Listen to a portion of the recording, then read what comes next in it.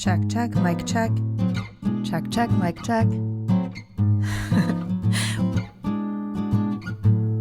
Welcome to Podcast Envy. I'm your podcast boss, Andrea Klunder. This is episode 70, and today I'm talking responsive content strategy with another Chicago podcaster, Dion McGill, host of Off the Beaten Podcast, a show that I describe as a love letter to his hometown and my current town for the last 20 years of Chicago.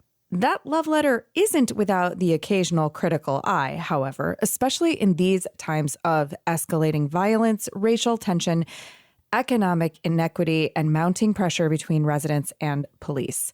And as I read that, I just felt really heavy.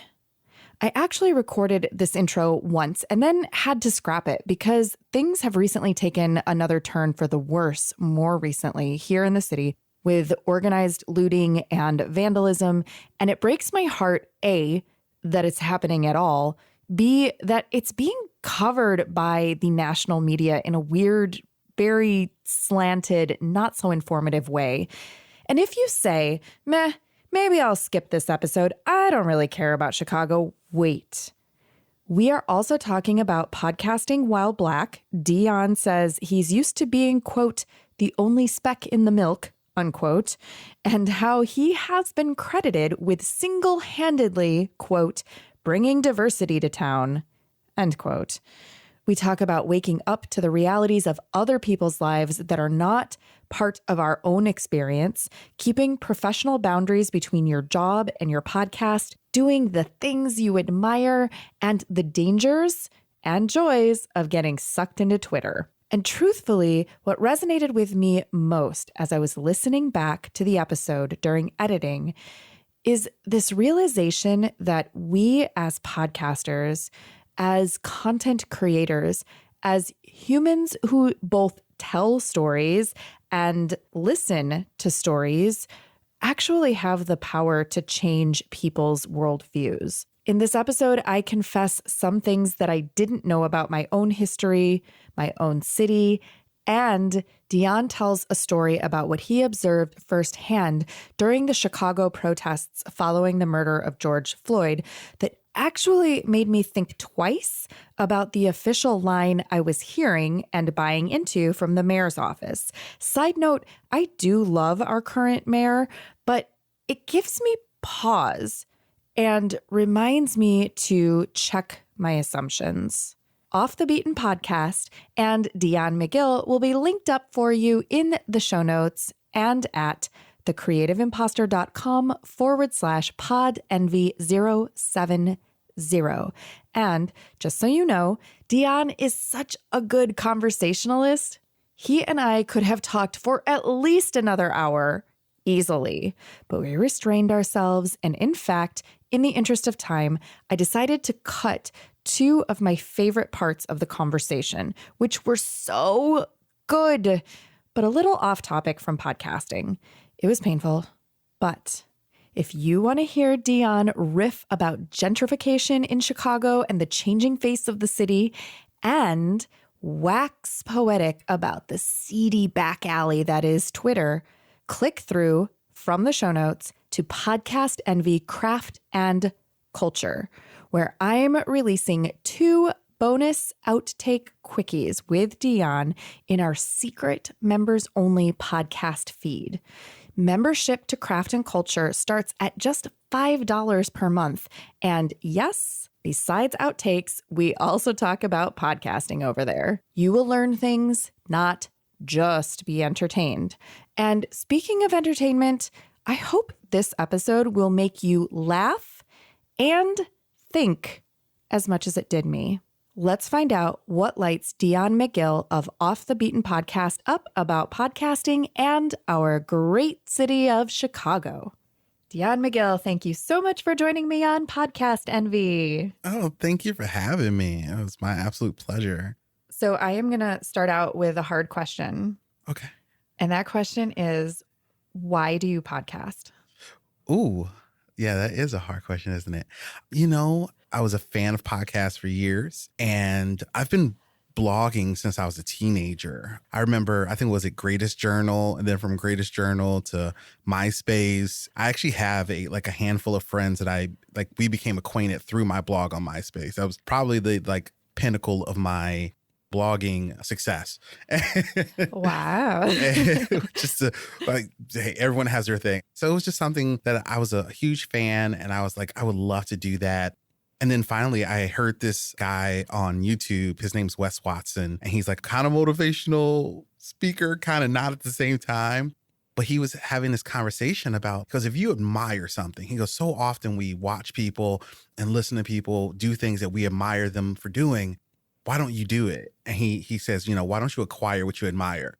And that day, I was like, you know what? I'm so going to podcast. I'm going to make my own podcast. And so that was really just kind of how it started. And actually at that point, I already owned a microphone. I had actually, from purchasing a blue Snowball, I think it was, okay, to using it was 2 years. Actually, it was sat in cellophane in a box in the corner for 2 years. And when I heard him say that, I was like, you know what? By the end of this month, I'm going to record something, and that's it. So I podcast because I love it. It's an art form that I really admired for years. And, I found myself constantly saying, I can do that. I can do that.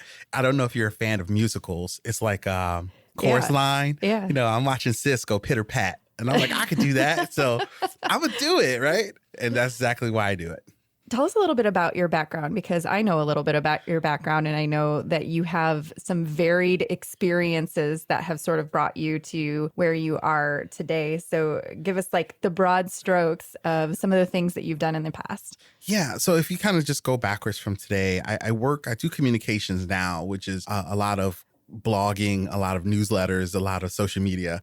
Before that, I did violence prevention, basically as a teacher for a nonprofit that did gun violence prevention in the city of Chicago.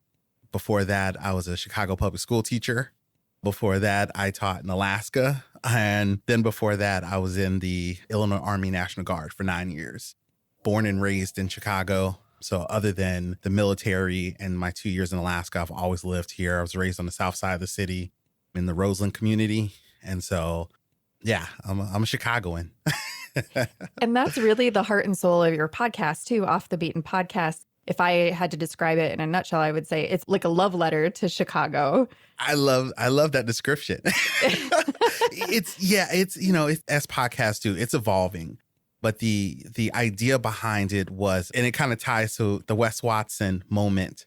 And I think shortly after that, I was watching a news clip, and it was the president just kind of talking about Chicago. And I was like, this happens so often. People constantly talk about Chicago, and it's always in these negative terms. And people don't get to hear or get to know the beauty of the city. And, even when people do come, if you spend your entire time in that, few square miles of downtown area, I tell people the beauty of Chicago, the downtown covers about 15% of it. You've missed so much about this city and what makes it great and the interesting people that you meet here. And so that's how the topic came to be the topic of the podcast. I was like, it's going to be about the beauty of Chicago and the people and the stories and all the interesting stuff that most people don't get to hear about.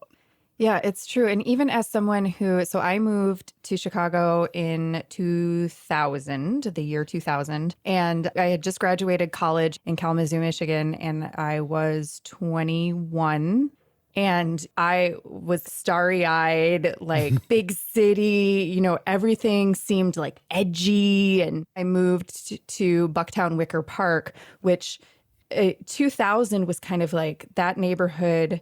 It was, to me, as a middle-class Michigan girl, I was like, this neighborhood is edgy and gritty. And there's part of me that misses some of that grittiness and some of that artsy kind of stuff. And it's still there, but I feel like Chicago has been changing so much and becoming so much more vanilla and corporate. Oh, absolutely. Yeah, no, I couldn't agree more. I actually lived in Ukrainian Village for a couple years. And yeah, it's interesting. I imagine Chicago will eventually hit some kind of tipping point for the gentrification. I mean, it's such a beautiful city. It's so horribly overpriced. And, Yeah. it's one of those things. It's like, I hope in the future to definitely explore that more because I don't think it's sustainable. And so much of the city, unfortunately, just like what you described, it loses its character and it loses its identity. We've seen that. I mean, things change, things evolve, but all change is not good change. And you kind of have to sit and have a discerning eye about what change is good and what change isn't. And when you're pricing people out of neighborhoods that they've lived in for 20 years, maybe that's not the best change, And so definitely a topic that's really near and dear to my heart because I'm one of those people who very easily could be priced out the city. Yes. And so, I feel that. I'm always in that fight to some degree.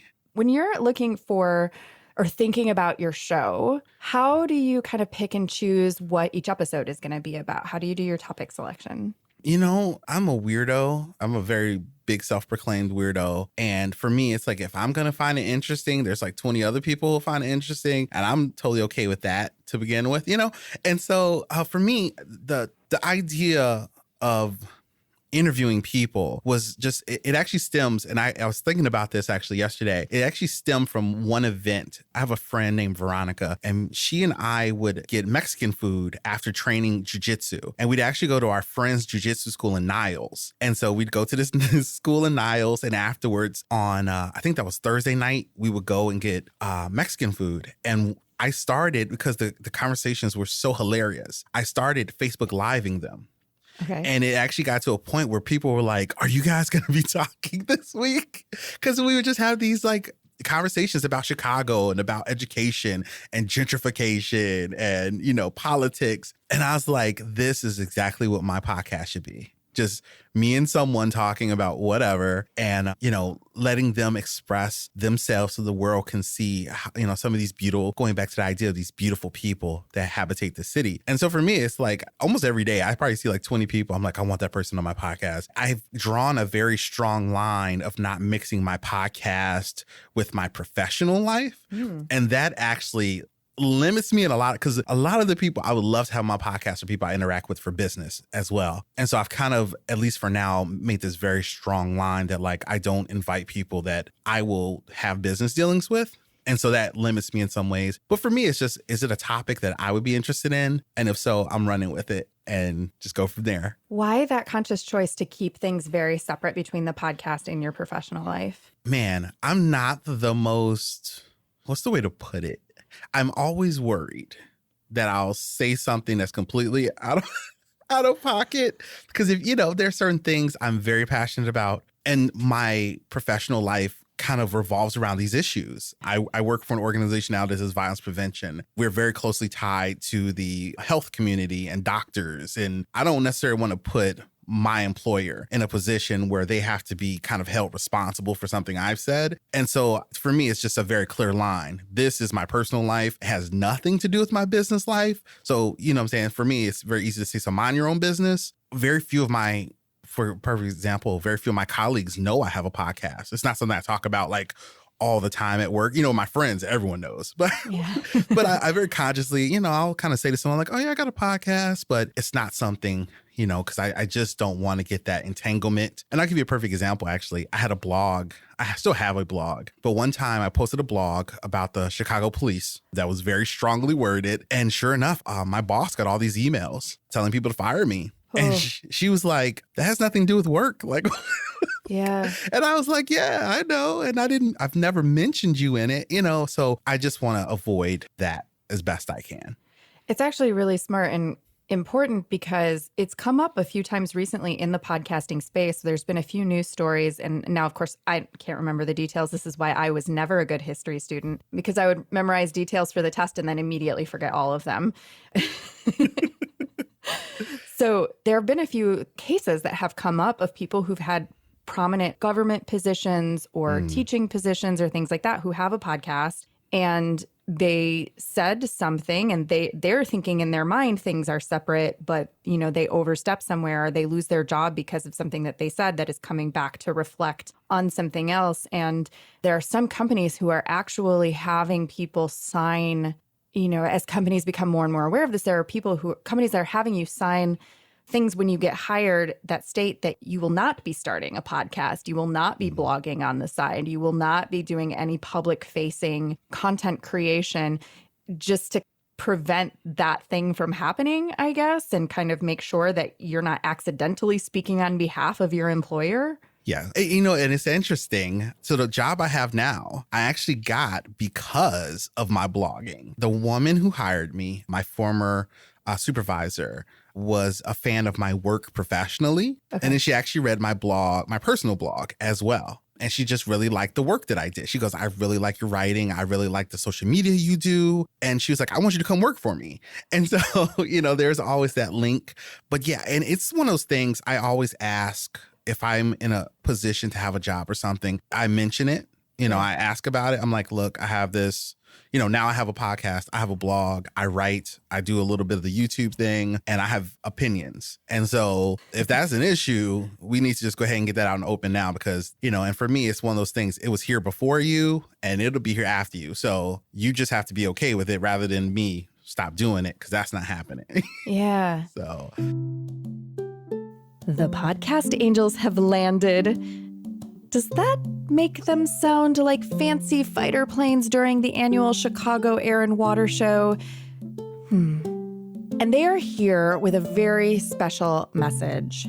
Most podcasts are boring, but be not afraid. With Podcast Envy and the Creative Imposter Studios, your podcast boss, that's me, has you covered with everything you need to make your podcast the envy of everyone else. From coaching our DIYers inside the Craft and Culture membership program to VIP consulting and podcast design to full service production and editing for our brands and organizations. If you have a podcasting dream, vision, hot, burning desire to make a show that matters, we probably have a solution for you. To find out just how we can work together in designing a podcast that you and your audience will love, book a complimentary consultation and we'll chat for 20 minutes, the perfect length of time for a cup of podcasting tea. Book your session at thecreativeimposter.com/T420. That's TEAFOR20. Linked for you in the show notes in your episode description in the app. Oh, and one more thing. If you are listening to this episode of Podcast Envy on the day that it is released, that is Thursday, August 13th, there is still time for you to sign up for tonight's Launch Your Podcast class with me via Zoom. I have a few tickets available on a sliding scale, pay what you wish. Class starts at 7 p.m. Central. The link is in the show notes. And if you want to learn more about how to let your voice shine as a podcaster or a YouTuber or a Zoomer or any other medium in which you are digitally using your voice to communicate and lead and inspire and tell stories and promote a brand or business, my session during the PodFest Global Summit is coming up on Friday at 11 a.m. Central, and you can still get a ticket. Even though part of the conference has passed by, you will get access to all of the replays if you get your paid ticket. And if you get your free ticket, you will get access to today's sessions on Thursday. And then all you have to do is message me your confirmation of signing up for your free ticket, and I will send you the recording of my premium masterclass session all about how to use that instrument, which is your voice. So how you and I first met was through the podcast that I produced with my high school students. And we were doing a section on gun violence. And I brought you in to talk with the students. And I was actually surprised. So one thing, they loved you. They thought you were amazing. And I remember you were supposed to be there for 45 minutes or something like that. And they kept you there for I don't know, our full time period, where I was like, you guys, we have to let Dion go. We have to let him go. You cannot keep, and they're so funny because they're curious, but they don't always ask guests questions because sometimes they don't feel comfortable or they feel intimidated or something like that. But they were asking you all the questions. I just remember they were like, what do you think about this rap singer? And what do you think about this and this? And your level of disclosure with them was so refreshing, because a lot of people, they're like, oh, I'm in a Chicago public school. I'm talking to high school students. I need to be really careful what I say. I need to like filter everything. Or I'm the grown up talking down to the students, Absolutely. Even though they're not trying to do that. And you were just like totally on the level. And your straightforwardness about talking about a potentially sticky, difficult situation like guns. Like, I don't know how to talk to them about gun violence, Yeah. They months later were like, remember when Dion came and we were talking about rap music and violence? And they just appreciated the way that you communicated with them so much.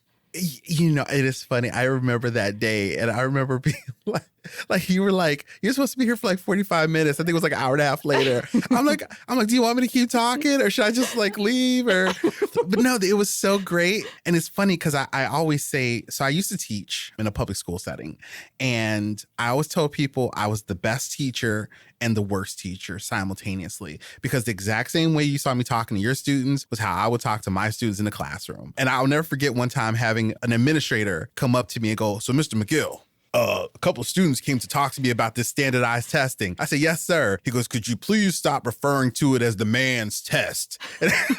And how the man's trying to use the test to close the school down. I said, sir, is any of that a statement false? Like, please explain to me then, and I'll explain to them. And he was looking at me like, I wish I could fire you right now. But you're obviously protected by a union. And I'm not going to lie. That is the robbery I can do for my students, is lie to them about the real world and real topics, and I always tell them, I always say there's facts and opinions. And I would say, this is my opinion. My opinion is that the man wants you to take this test that he's created that we are not going to do well on, right? We know we're not going to do on it. It's rigged against you. Yeah. And I say, and we talk about the mayor, I'm like, look, you guys read the headlines. You can look at what's being done. The school's being closed. You tell me what the mayor thinks about you, and you draw your own conclusions. And when you look at the facts, they would come to these conclusions like, man, we getting played. Y'all getting played. I will confirm it for you. You're getting played. And so they would take that to the administrator, like, yo, why you letting them play us? Mr. McGill wants to know the same thing, so go ahead and tell him. And then the administrator gets angry because I'm being honest, at least, from our perspective. And so, yeah, I would have the exact same conversations in my classroom all the time, but always with the idea of we have to change all of those dynamics have to be changed, and we are the people to change them. So we change them through our knowledge building. We change them through our activism and advocacy. We change them, through all these different things. It's always the course of positive change to get the results we want. But you can't change anything until you admit there's a problem and identify what the problems are. So, yeah. So for me, it was very easy to have those conversations, because I'm like, well, this is what we do. Let's just go ahead and be honest. Yeah. You just had like such a great tagline, which was knowledge building, activism, and advocacy. And one of the reasons why I wanted to bring you on the show now is I started this series on Podcast Envy that I was calling Pandemic Podcasting Pivots. And it was specifically talking with podcasters about how they were being responsive with their content to current times. And I was kind of developing this theory about responsive content strategy, and how the pandemic came and people were like, I don't know what I should do. Should I keep talking about what I normally talk about? Should I talk about the pandemic, even though I don't know what I'm talking about? Should I stop podcasting because numbers are going down and it seems like maybe fewer people are listening, or because my topic isn't really relevant or important right now? And then in the midst of that, then also George Floyd happened, right? And then that set off a chain of events that was, I think, kind of a delayed reaction in Chicago from my experience, because, it happened in Minneapolis and the conversation was like, oh, did you hear what happened in Minneapolis? And it was kind of like, yes, oh, this is awful. But it wasn't immediately present here. And then that chain reaction of protests started and riots started. And then even then, it was like, here I am in Bucktown Wicker Park, which is slightly northwest of downtown. And the primary protests and violence was happening in downtown. And I was watching it on the news. And then I felt like the news coverage wasn't really like the corporate news coverage, like ABC and whatever. It didn't feel accurate or complete to me. And so then I looked at Twitter, which I never look at Twitter. I despise Twitter. But Twitter was like the only place where I felt like I could get real time, less corporate filtered information. But then I realized that people were putting all kinds of falsehoods on Twitter and like fake videos that weren't even in Chicago.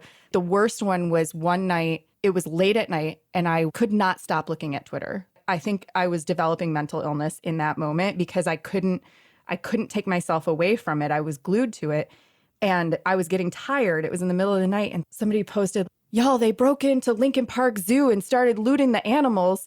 And there was like a video or not a video, like a photo of like a wild boar or a wild hog or something running through the street, and it was dark. And I was like, oh my God, the animals. I started panicking and I was like, I have to get off Twitter right now. I went to bed and I woke up in the morning and realized that was a hoax, that like a bunch of people had posted the same whatever wild boar photo that wasn't even Chicago.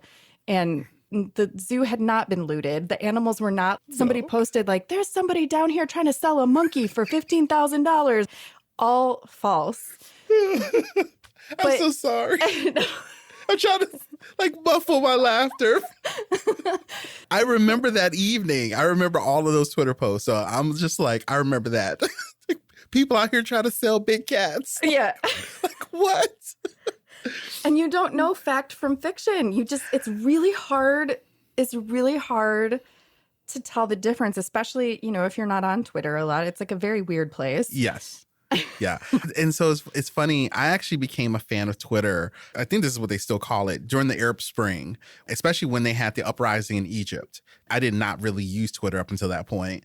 And I remember Twitter was, you could see everything in real time. And videos and live, clips. And I was just completely fascinated with that. And so you flip that to exactly what you're describing. And people have figured out the power of Twitter and the influence of Twitter, but also the fact that it can be manipulated very easily. And it's interesting because that was the first night. So that Friday and Saturday night, especially Saturday, was the first time I've ever listened to a police scanner. And so that I was like watching Twitter while listening to the police scanner. And I'm like, okay, I'm not hearing this on the police scanner. It's not true. It was kind of how like I was dealing with the situation. But yeah, it's fascinating and crazy. But I love Twitter.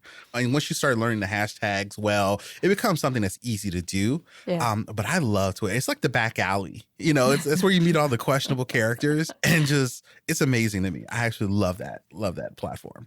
As somebody who's using a lot of social media, crazy stories about Twitter hoaxes and selling animals in the streets and stuff like that aside, in terms of all of the stuff that 2020 has thrown at us so far this year, and I say so far, hoping that there's not a lot more around the corner, what do you see your role? Because there were a few episodes that you've put out recently, right around the time of the protests. I remember you were maybe on your bike recording downtown. You could kind of hear like some of the sounds of downtown. What do you think as a content creator, as a podcaster, is sort of your role or your responsibility in all of these upheavals? For me, a lot of my listeners actually are outside of Chicago, which is interesting because I think originally I assumed that's who my audience would be more people outside of Chicago looking in, because I think that's kind of why, like when I crafted it in my mind, these people who aren't here are hearing about Chicago and thinking it's the worst place ever.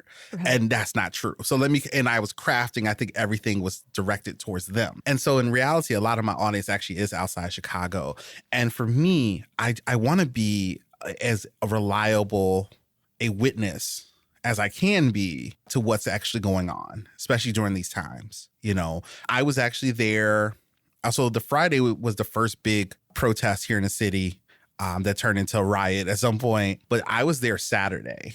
Okay. And so it was really interesting because my phone died. The last thing I posted on my Facebook, I said, this situation is devolving so amazingly fast. Like I wouldn't believe it if I wasn't here, because once the protest, the day was beautiful and it was positive and it felt very powerful. And when that crowd, this crowd of people got to Trump Tower, it took 20 minutes for everything just to go like 180-degree turn of energy. The police took this very hard line stance against the protesters. Clubs are swinging. I mean, it was so fast.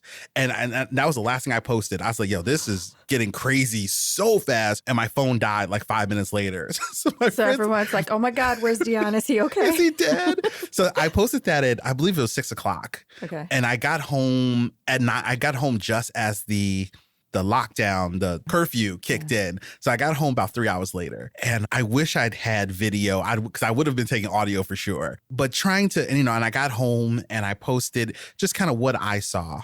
And I have a good ability. I don't like to chant. I don't get caught up in the emotion of those events. I think part of that is my military background. I've been in very emotionally charged, tense situations in the military. I don't get caught up necessarily in the emotion of it all. So I'm able to kind of watch it as a third party, almost if I was a part of the press, which I don't really consider myself that. But I'm able to look at it and kind of just document it all and be somewhat objective and know what's, kind of what's right and what's wrong. Is every protester out here making the right moves? Absolutely not. But are the police, and especially having had training in the military to deal with riots. We actually did riot control training. I'm like, okay, the police are making every wrong move you could ever make, And I remember saying that so often. I'm like, the police are just making very bad decisions, and it's agitating the crowd, and it's also decreasing their ability to control the crowd. And so, for me, trying to put my history and my experiences and be an objective observer. And then I think my next episode, I talked about those things. I was like, the police made tons of bad decisions, bad moves. They were very aggressive. And the situation just kind of played its course when when those choices are made. And so I think my responsibility is just try to offer an honest perspective. Obviously, it's colored with my own ideas and thoughts and feelings. But the reality is I don't hate police. I was raised not to trust. I'll say this freely. I was raised not to trust police. If you're familiar with the John Burge and the history of the CPD, I remember when those things were kind of like rumors. And now, we know that those things are true. And so I was raised with this idea of like, you got to mind your P's and Q's, avoid the police. If you interact with them, hands visible at all times, speak slowly, don't move, that kind of thing. I don't hate police, but they have to be held accountable. Yeah. So I'm trying to portray all that to my listeners as best I can.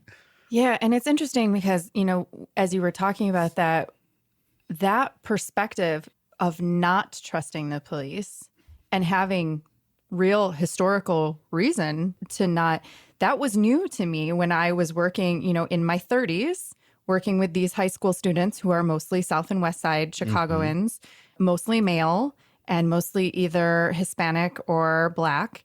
And when we started that topic, that season that you were on, and they wanted to talk about police violence, that was like a shock to me because I had grown up, like I said, in middle class, Midwest, Michigan, West Michigan.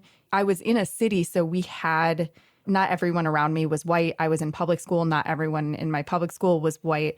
But I did grow up with the narrative of the police are there to help you. If you're a child and you have a problem, I don't know in what context this happens, that you're like a random child out and about and you have a problem and you happen to randomly see a person in a uniform that you can ask for help. I don't know what world that is, but that was always the thing. Like, they're there to help you. They're there to protect us. It was only in my 30s that I'm having this conversation with my students that I was like, hang on a second. And I asked them, I said, well, how many of you have had a bad situation with, like, you personally have had a bad situation or what you would describe as a bad situation with a police officer, and these are teenagers. And it was every single boy in my class. The only person who didn't raise their hand was the one girl who I had that day. And, I started asking them like, okay, can you tell me more details about what happened? And they're telling me these stories. And I remember going home from school that day, just being like, a big chunk of my worldview just totally changed. Yeah.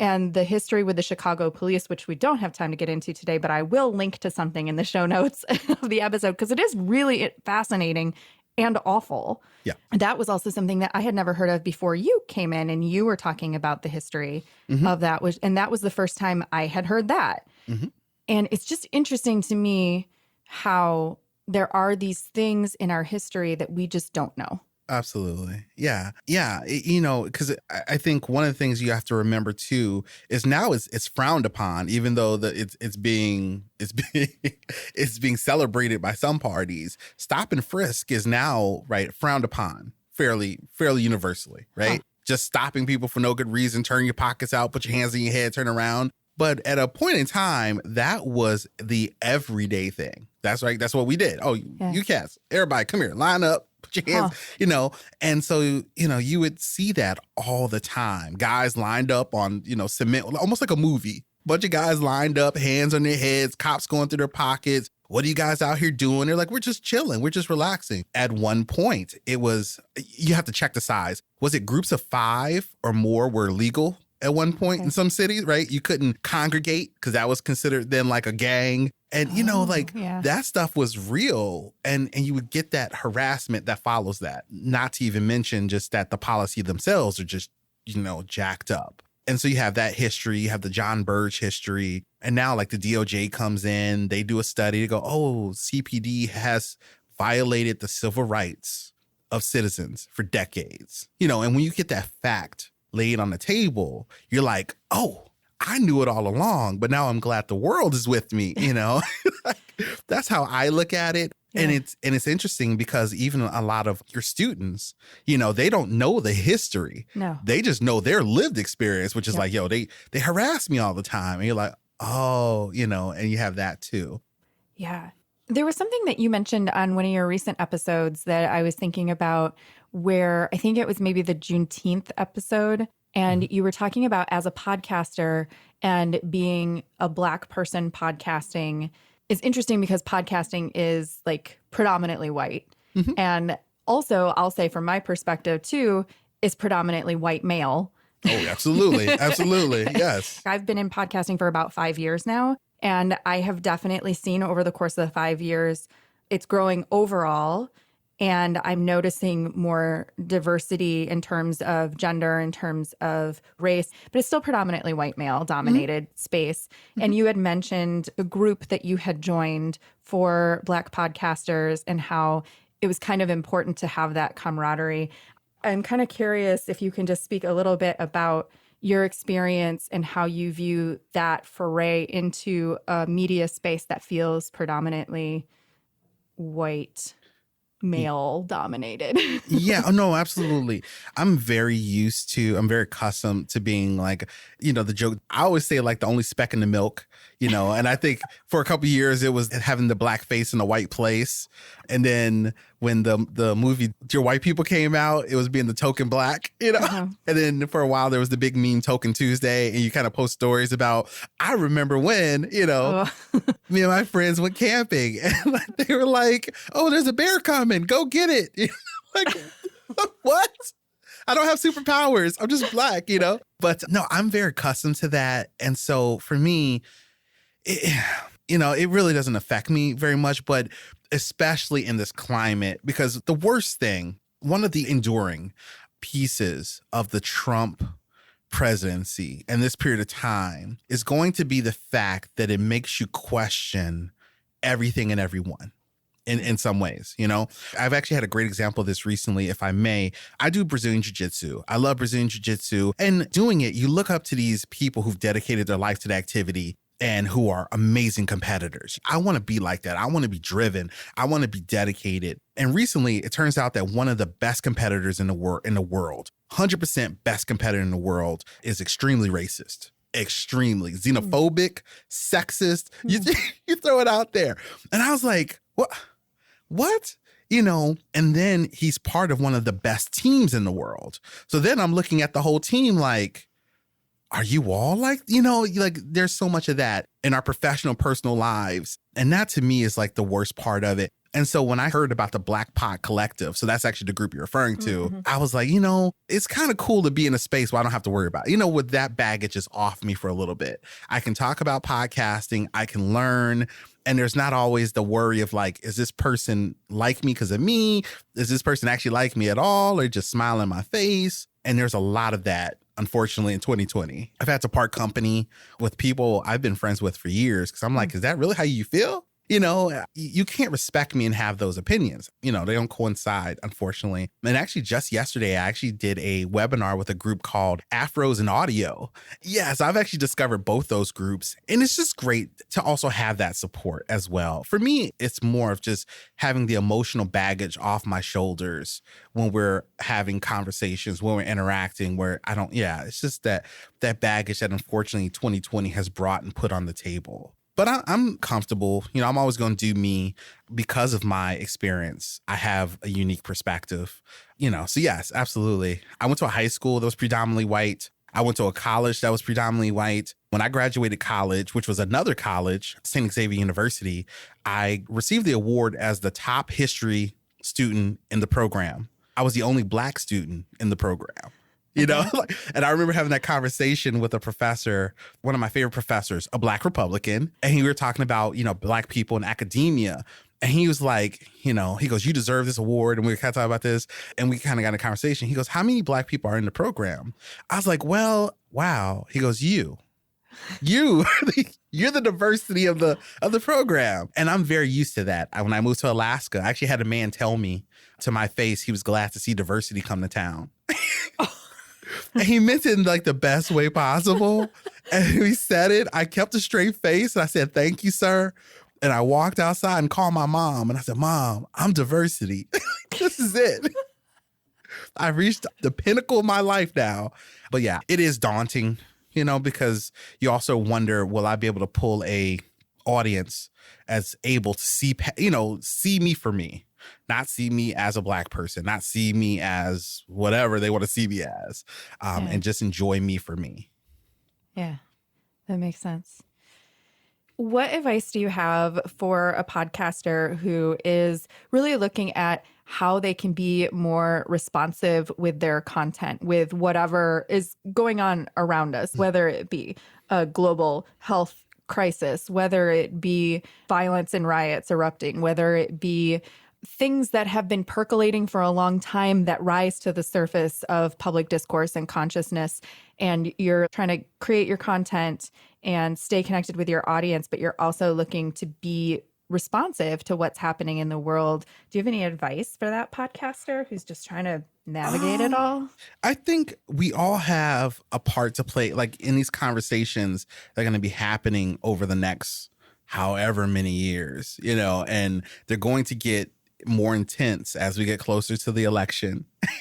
And then post-election, they're going to stay intense for like about 2 years, But I think everyone has a part to play in that discussion. I think the hardest part is just figuring out what is my role to play in this discussion. Is it the fact that I'm completely clueless and, being willing to be honest about that? Like, okay, I'm completely clueless, and maybe this is a great opportunity for me to, with my audience or with a guest, explore these issues that I don't know about, like police brutality, like that, that's a thing. Yeah, it's a thing, and learn. For example, a podcast that caught my eye recently, and I don't know even when it started. I don't even think I even looked, but I saw it and I was like, that's genius. Was Uncomfortable Conversations with Black People. Is that I think that's the name of it might even be Uncomfortable Conversations with a Black Man. It's a white guy.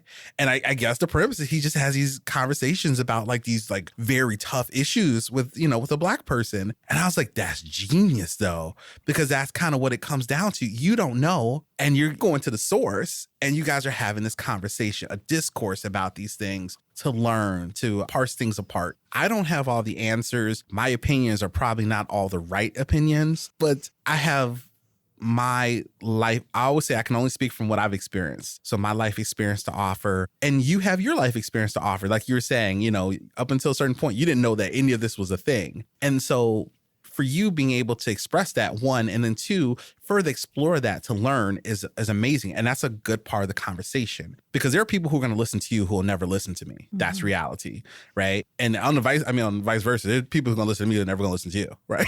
Yep, totally. I don't hear what that white girl got to say, right? Totally.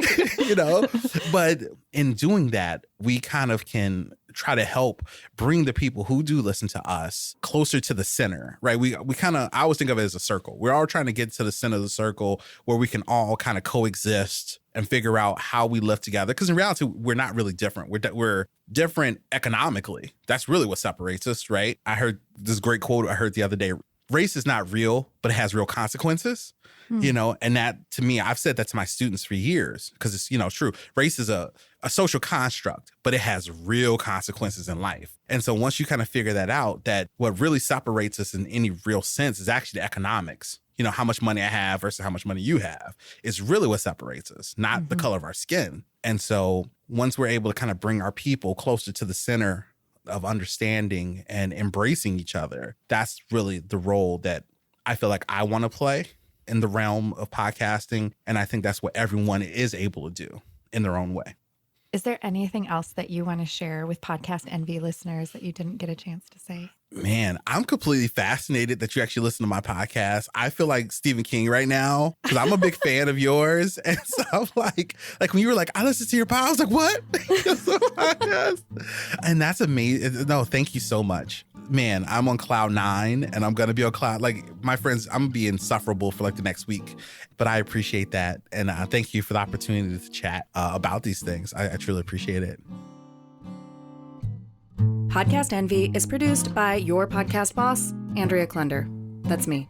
The Podcast Envy theme music is by Valentin Sosnitsky, courtesy of the Free Sound Project at freesound.org, and our podcast Angel music is by Benjamin Mastropolito, also on freesound.org as Lemon Cream. All music is licensed under the Creative Commons. Our episodes are mixed by Edwin Ruiz, and hey, if you want your show to sound as good as ours, hire us. Put the magic audio mojo of the Creative Imposter Studios to work for you. Thanks so much for listening, and here's to making your podcast the envy of everyone else.